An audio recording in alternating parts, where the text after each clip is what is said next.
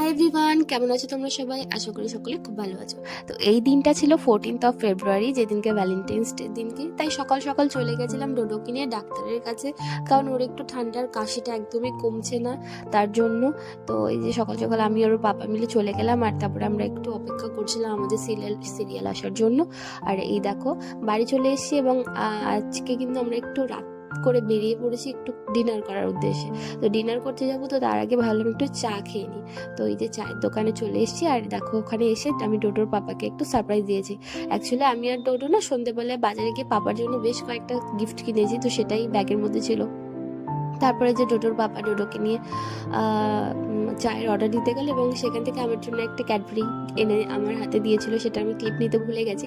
তো কেমন ভীষণ একটা এক্সাইটেড হচ্ছিল। তো তারপরে চা খাওয়াটাও হয়ে গেল, ডোডোর পাপাও চলে এলো চা খেতে খেতে। আর ও কিন্তু আজকে সারা রাত রাস্তা পুরো ঘুমে কাটিয়েছে।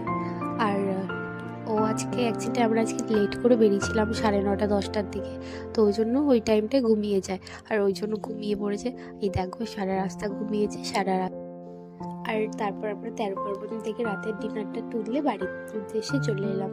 তো এই ছিল আজকের একটা ছোট্ট মিনি ব্লগ। তোমাদের কেমন লাগলো অবশ্যই জানিও, ভালো লাগলে একটা লাইক করে দিও। তো চলো টাটা, দেখা হবে নেক্সট